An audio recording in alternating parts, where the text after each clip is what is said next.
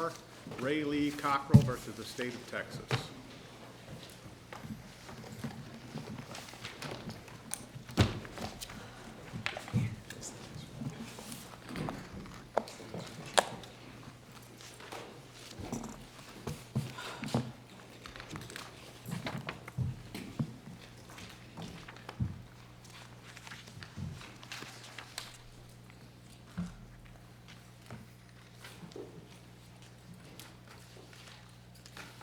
Counsel, could you please state your name for the record?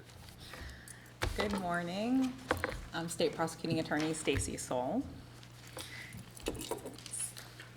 This is a really interesting case about the intersection of two, one odd, one very typical statute that this court deals with. And talking about injury to a child, this is a statute that really brings home how society protects its most vulnerable, because it protects children, elderly, and disabled people, and provides for certain omission offenses with that. And here we have the duty to restrain a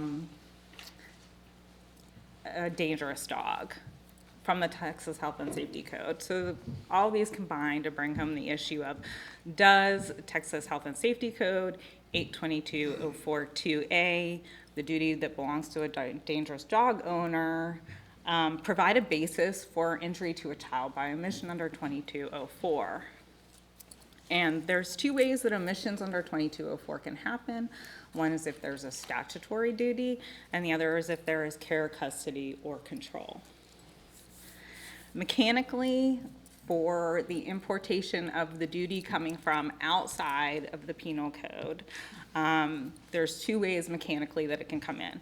Through 1.03, which provides that Titles 1, 2, and 3 of the penal code apply to offenses outside of the penal code. Counsel? Yes. What makes it a duty? I'm not just saying that so I can say the word duty. Like, what makes it a duty? Is it an offense? Is it something that says you shall do something? How do we know? How do we look? I mean, I guess the thing that you're going to get probably is a lot of questions about, there's so many of these duties out there. Mm-hmm. How do you find some way of reining some of those things in? Is it just an offense? Is it some sort of statutory duty? How do we know? How do we make that determination? Okay. So the plain language, at least of 2204, does not state that it has to be assigned as a duty itself. And so it's 822.042 is titled Requirements of a Dangerous Dog Owner, and imposes upon a dog owner to restrain or enclose a dangerous dog. It's a shall. So that to me imposes a duty that a person is supposed to take care of that. And also 822.005 also treats it as a duty. Sure. Well, I guess the thing I would sort of ask about that is, what about something like maintaining a single marked lane? And That's I think written kind of the same way. And I think that there's a difference between, and it's certainly recognized more in civil law, of something that's an affirmative requirement versus a conditional duty.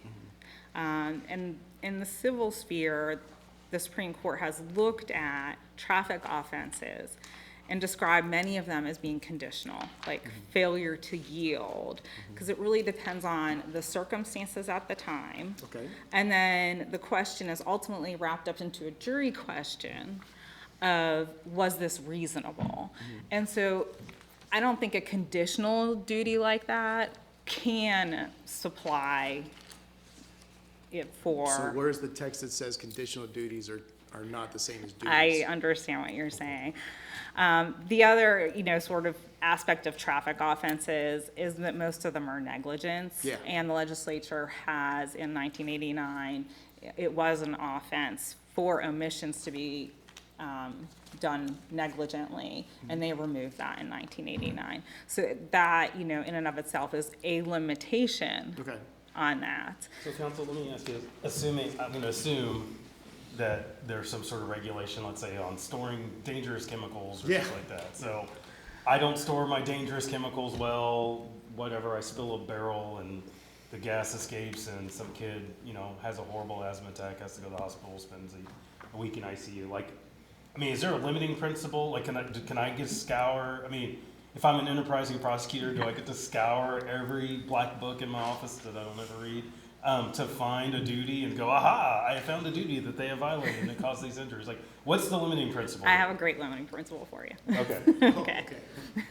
So, and this is where I'm going to point to Texas Supreme Court precedent of Perry versus SN. In that case, there's a backstory to this, which many members of this court are going to be familiar with. Involved a negligence per se case, and even though negligence is not on the table here, I think the framework of how they analyzed this was very helpful and relevant in really trying to cabin what things are going to supply a duty. So in Perry versus SN, it involved the Kellers, Dan and Fran Keller, who were an Austin couple accused of molesting children and abusing children sexually.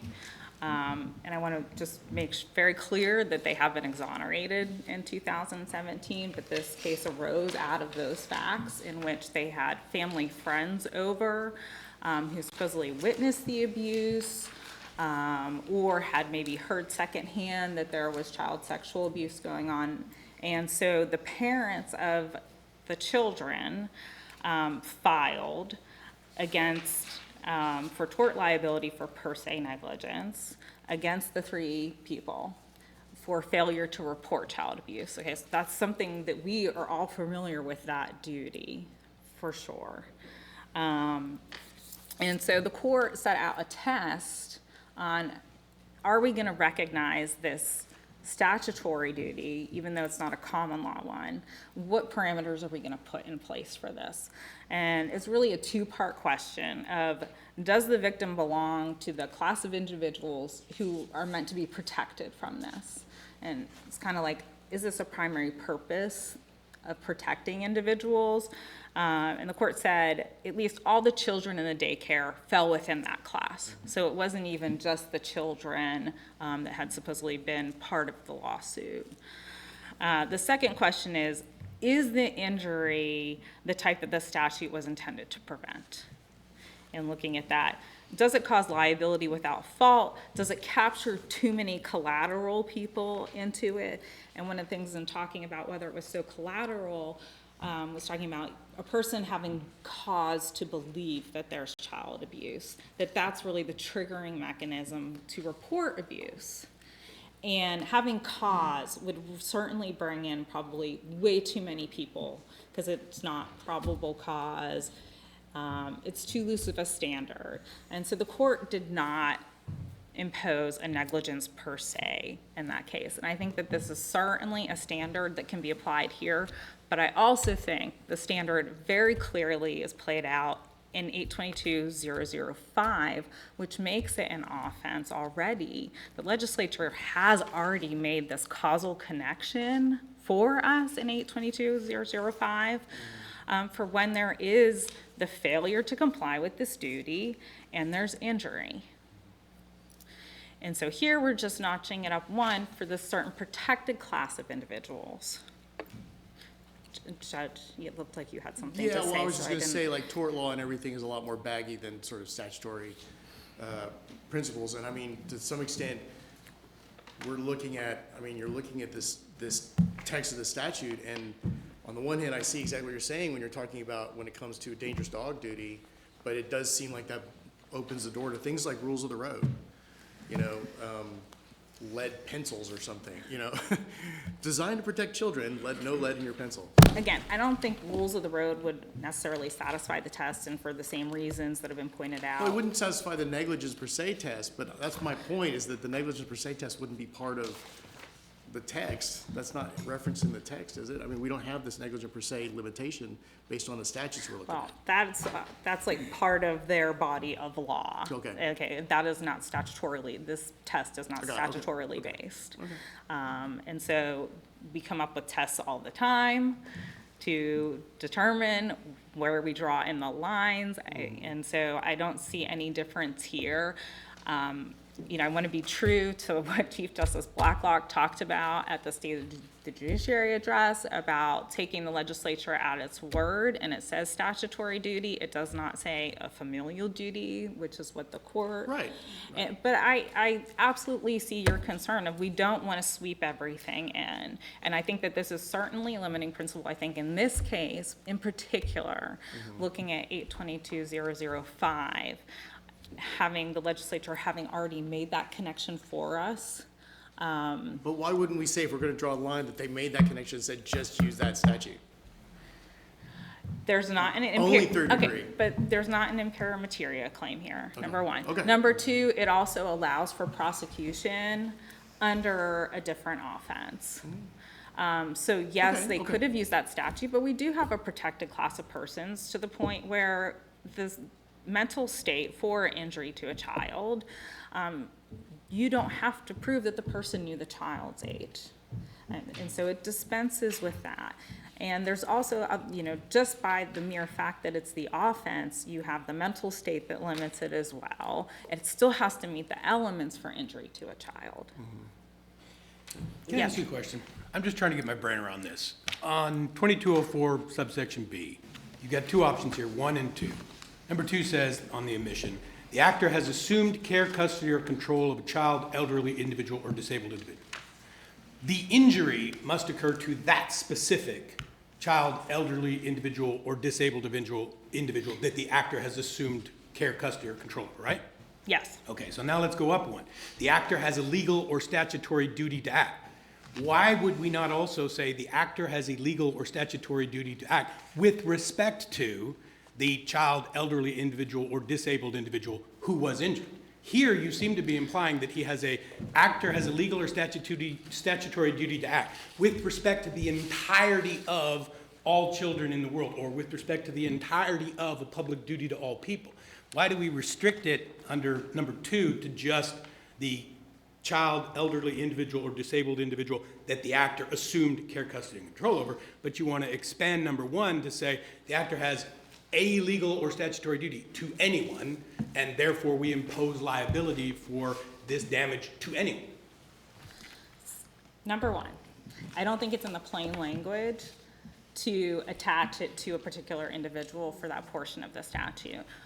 Taking the legislature at what they said, they obviously know how to distinguish between directing it towards the person who's in care, custody, and control versus a larger body that may be protected by a statutory duty. And a statutory duty doesn't mean that everything in the world is at issue. But you certainly can, there's an aspect of foreseeability here, which I think really drives this whole legislation in place, is that when you know that you have a dangerous dog that has attacked people before, there's a foreseeability if out in the public, it is going to do the same thing again. I couldn't agree more. But I was going to ask you this in light of what you're saying here, is that in the end, doesn't your argument end up sort of devolving into, you know what? We're going to be stuck with the plain text. We're not really here to determine if there's a limiting principle because the legislature hasn't provided us one. And if the legislature wants to write this broad statute, then we give them what they want. But then when you said that, that's what I thought. But then when you say, but there's a foreseeability aspect to it, I don't see that anywhere. But I don't see that in any of the requirements. There's always been, this court said in Sear, talking about mental state for injury to a child, that it is intertwined. So there is already a foreseeability aspect. I think Judge Cockrell talked about it in one of her opinions years ago in great detail. Actually, I think it was Rodriguez with, Williams with the child and the candle and the foreseeability. Okay, so there are limitations there, but it's not, I don't think it's. I guess that was tweaked on the idea of recklessness. That's like the foreseeability ends up being tweaked into the idea of recklessness. Is. Gotcha.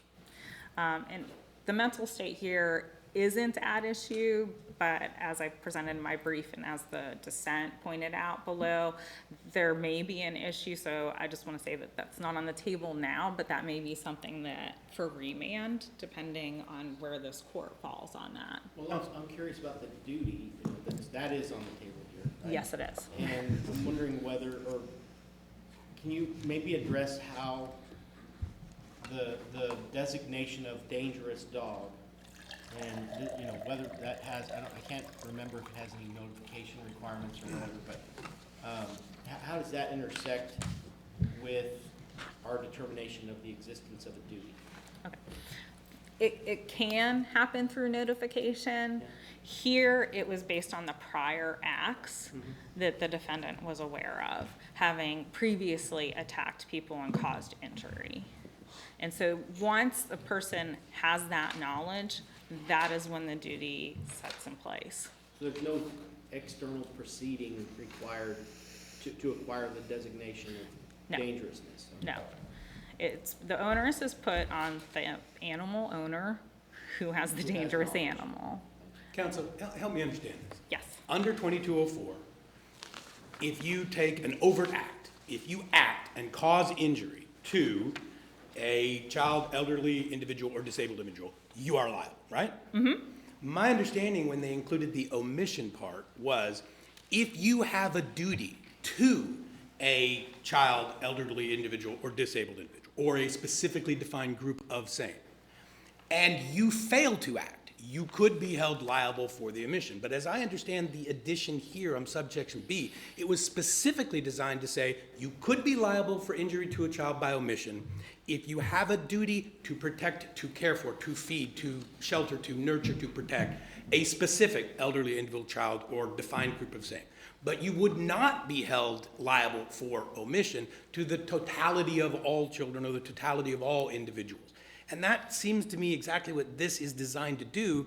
And the state's position here seems to undo that completely and say if you have any duty that you might be held criminally sanctionable for, no matter how minor, Class C misdemeanor here, and you fail to do that duty to its fullest, execute that duty, you can be held criminally liable to the tune of 99 years if any injury to anyone results by any path.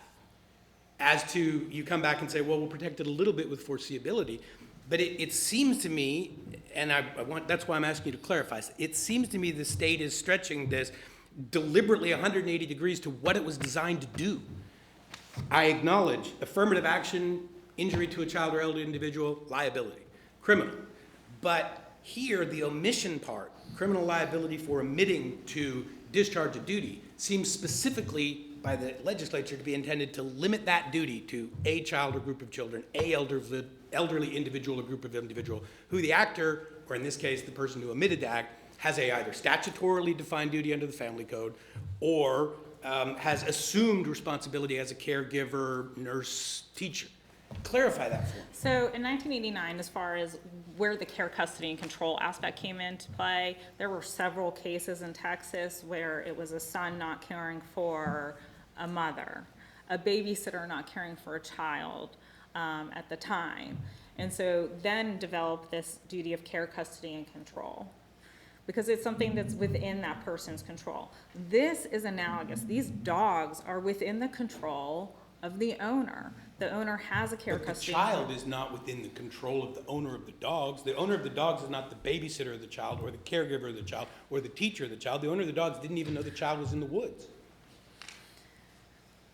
I think we have time for rebuttal. Thank you.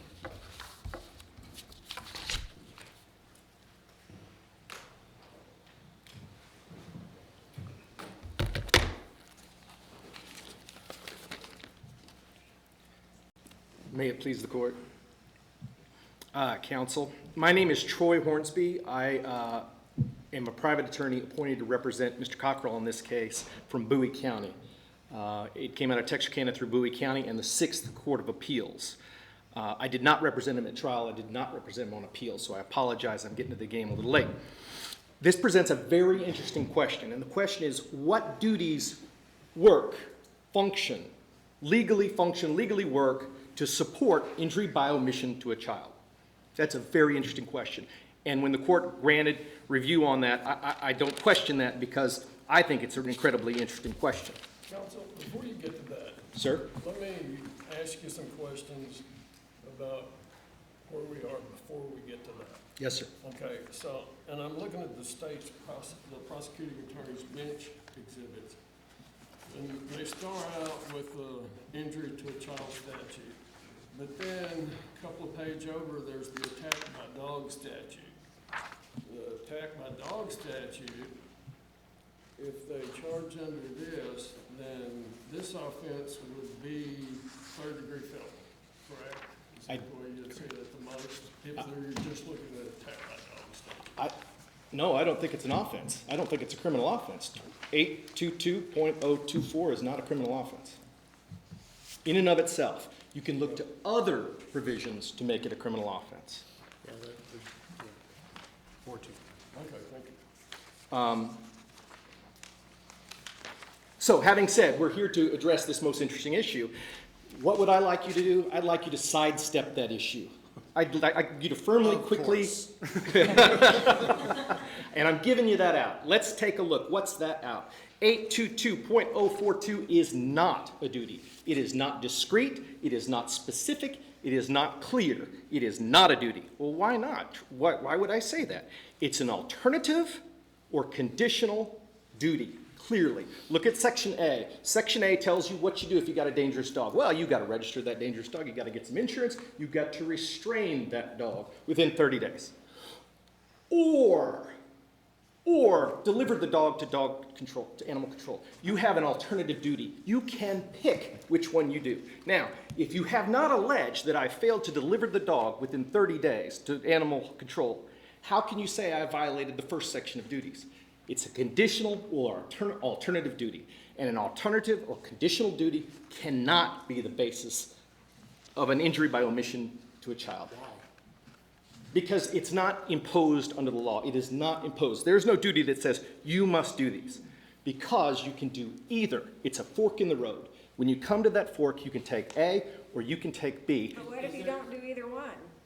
Well, then you're in violation of both. Right. So does every dog get a 30-day bite, all the bites you can do? Under that statute, yes, sir. Dogs maul children for 30 It's the days. purge, it's the purge for dogs, is what you're saying. Well, there are other duties. There's a common law duty to prevent that, and that could certainly, But that common law duty is strictly civil, right? The one bite rule. Yes, You sir. own a dog, the first bite, you're not civilly liable. After one bite, you can be civilly liable. Yes. It doesn't extend to wild animals. If you hold a wild animal, we hold you strictly liable. You're civilly liable on the first bite unless you're a zoo. But here, we're talking about criminal liability, not Correct. civil liability. Absolutely, you're absolutely correct. And that duty is not implicated here. It's not implicated in any way. It's not at issue. Is that a better duty to be here arguing about? Probably. How do we sidestep? Let's go down that. Sidestep. Because you guys didn't do either, right? You do exactly what the Court of Appeals did. The Court of Appeals said, this duty is not unconditional, clear, and specific. It's an alternative, conditional duty. Ergo, it does not form the basis of injury by omission to a child because the law has not unconditionally imposed that upon anybody. But it has unconditionally imposed that the defendant do one of those things. It's imposed a choice. I'm sorry, I missed it. In other words, you have to do, the law requires that one of those three things be performed, and that's a duty, isn't it?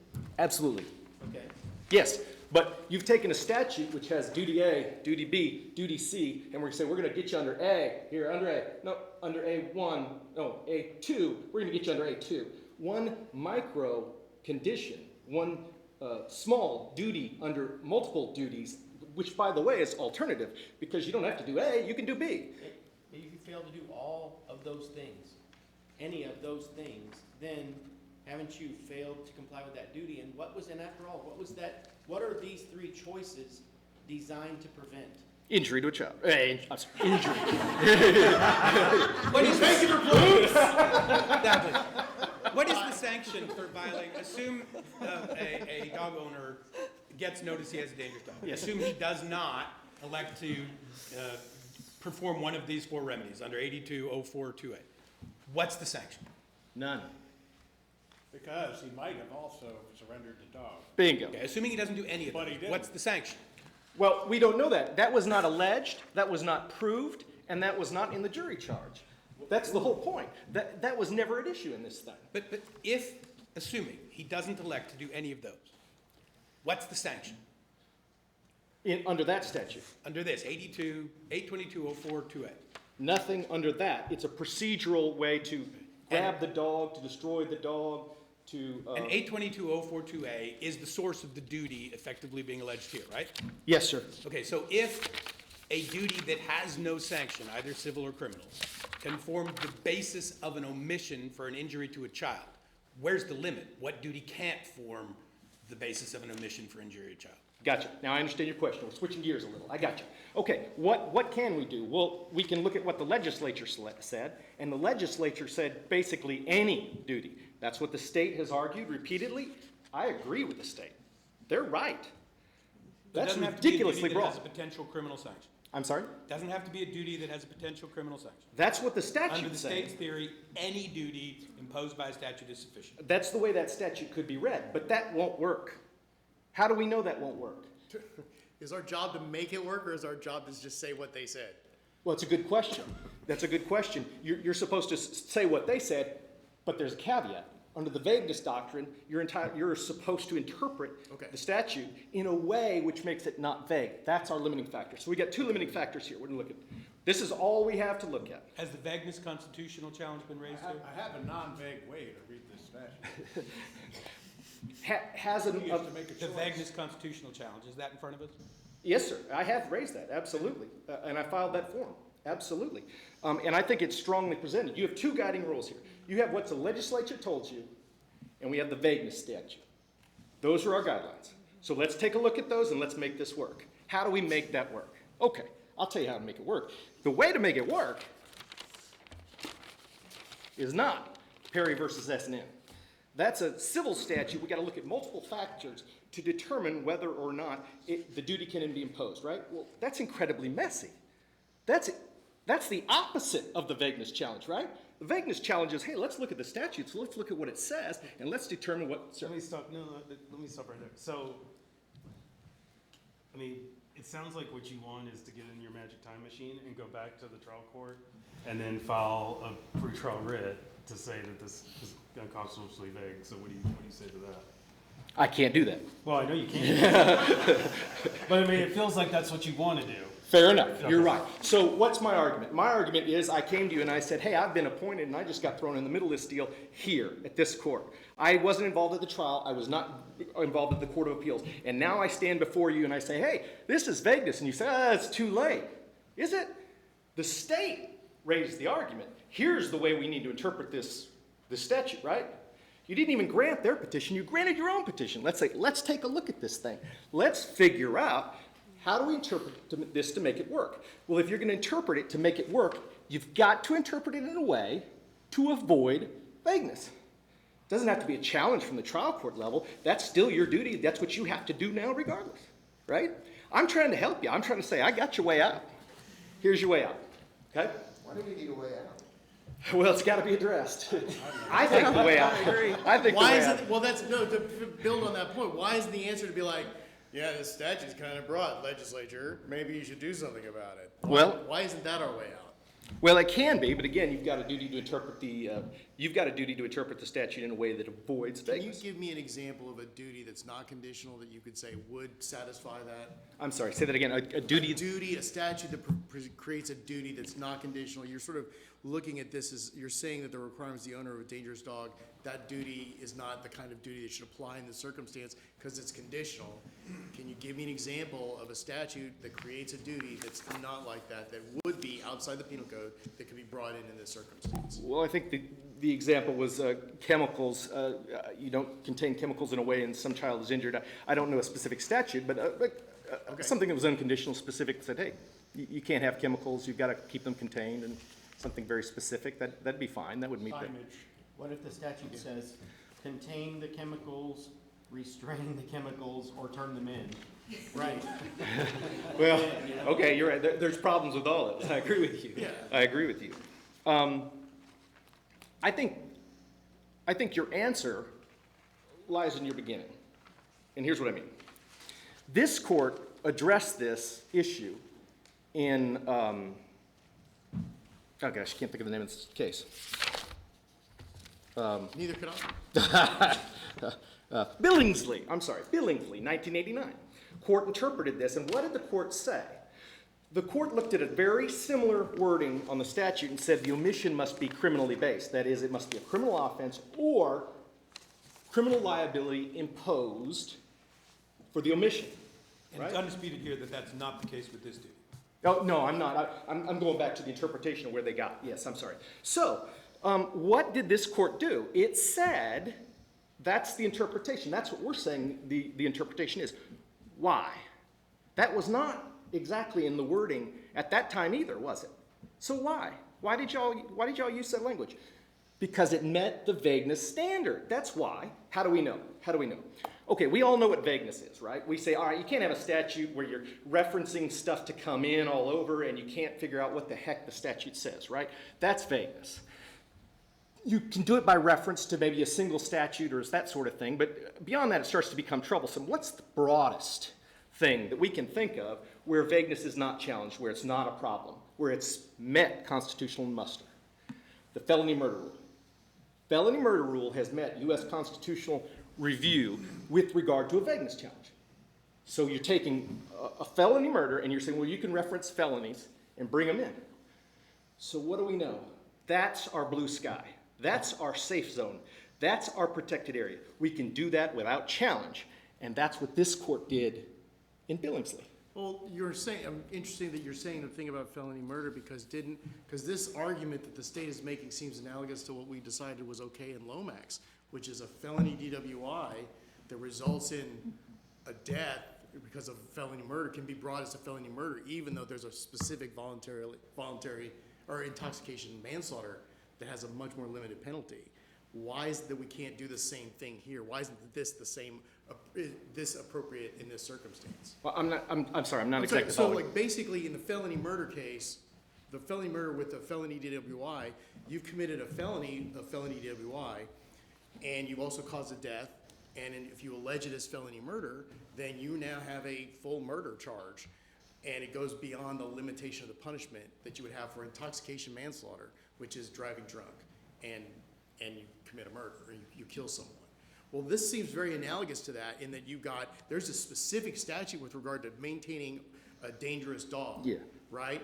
And that creates this sort of inciting event or this one sort of precondition. But if you do that and it results in injury to a child, why can't you then use injury to a child as a way of saying this is attacking or this is designed to protect a specific protected class, and therefore it's fine if we want to raise it under the injury to a child? I see what you're saying, but this And this if the felony statute, murder statute works, I don't see why that's any different than the felony murder statute. well, as I see it, 822.042 isn't even a criminal offense. And that was a conclusion of the Court of Appeals and thought that was important. I think it's But important. what about the 05, right? It's a different provision. Right. It's a specifically different provision, which was not addressed, was not indicted. But there's all kinds of other provisions that can be factually implicated in any kind of a criminal charge. We have codes governing physicians. Clean the instruments Yeah. after you perform a Yes. procedure on someone who has Ebola. Yes. Okay? Don't use them to serve food in the cafeteria at the hospital because it's cheaper, Right. right? Those are separate statutes. You could make the same vagueness argument all over the place. The only difference here, it seems to me, is omission.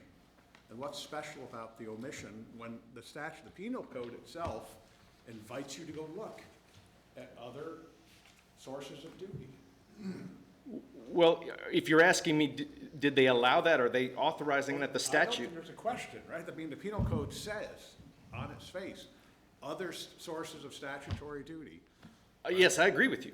That's what it says. And I don't disagree. For negligence, recklessness, or intentional acts, you can have lots of statutes that make it, that prohibit the conduct that the person's engaged in, that could be the mechanism by which the injury is sustained in a just routine criminal case. I absolutely Why is that agree. vagueness? Well, why is that vagueness? It's massive. It's as massive as it could possibly be. So vagueness says, well, you can't, it has to be leveled out in the statute in a way that the average man can read it, average man, not attorney, read it and say, yeah, I can see that this is an offense, or I can see what's not an offense. So what duties can we impose here? Federal law, state law, common law, statutory law, ordinances? It doesn't exclude anything. It doesn't. So now I think I understand what you're saying. So this is sort of like your argument is essentially sort of like, this is an impermissible umbrella type offense. The way they're using it would be like that. Like say engaging in organized criminal activity lists these specific things, but you're limited to that, and that's the way you do an umbrella type crime. Felony murder is the same way. Yeah. But you're saying that because this doesn't put, this umbrella is too big, or because it's just too broad, that basically any conduct would become criminal. If it was interpreted that way, yes. That it- Address the mens rea element. Going back to the felony murder example. In the felony murder context, you have a specific intent to commit a felony. You have a mens rea of an evil act to commit a felony, and you are held liable for any other evil acts that occur. A reasonable defendant in that position could understand, if I'm engaging in an evil act and I'm committing a felony, I could be held liable for these other felonies, murder. In this context, you have, using the paint or chemical example, a homeowner who doesn't lock his paint up. It isn't in his mind, because he's not engaged in a criminal act, he's not engaged in a felony, there's no mens rea about causing an evil act. It isn't in his mind that by failing to lock up his chemicals, he may end up being liable for 99 years on a felony injury to a child. Identify or address the distinction. You're absolutely correct. And that distinction has been addressed by the Supreme Court of the United States when it's talking about vagueness challenges. And it said, we're looking at the vagueness issue here, and we're sort of stepping off of it for one reason. We're stepping off of it because this is an intentional crime. And what do we have here? We have a much broader statute. The statute says it can be, and I'm looking for it, I'm sorry. Reckless, knowing, intentional. Intentional, knowingly, reckless, or with negligence. So it's a much broader, a lesser requirement or a broader area that can be covered. And so when you have that factor, that leans in favor of finding vagueness, finding that the statute is too vague. That's a consideration when you make a vagueness challenge, is the intentional act. And so if this was merely an intentional act and I was making this challenge, you could say, well, I don't think that applies. That doesn't matter because we're talking about intentional acts. But here we can be talking about. From your position, if I accept the state's argument, from your position, what are the limits of what this duty can be to trigger felony liability for injury to a child? This court has to determine those. I can't tell you what it is, but I can tell you that the blue sky or the safe harbor is to say it has to be a criminal statute or a duty which the omission violation of makes a criminal offense, just like this court did originally in Billingsley. It's undisputed that's not the case here. Yeah, I'm sorry, yes. No, but I'm just saying that standard, that interpretation worked then. Why can't that standard or interpretation work now? That's my argument. So to sum up, I'd sure like you to sidestep this. Step one, say, hey, that's not an unconditional or specific or clear duty as the Court of Appeals found. And so we don't really have to get to issue 2.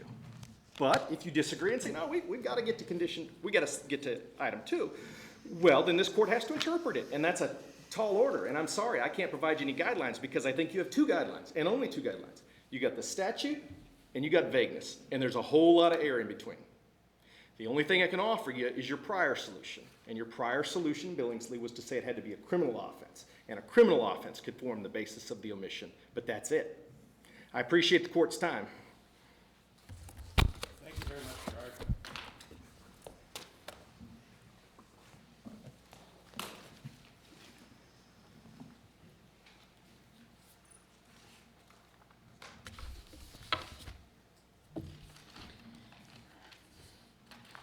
And there's nothing contradictory in my view about this as far as whether there's anything vague or conditional. And I don't think. I'm glad you mentioned conditional, because earlier you said, Yes. when I asked you about rules of the road, you said rules of the road wouldn't apply because that's a conditional duty. Mm-hmm. Well, now we have an argument that this statute that is being used is a conditional duty. Is it The a conditional argument duty? is apparently that the statute gives the person who has knowledge a 30-day reprieve in which anything can happen with the dangerous dogs. And that's not the case.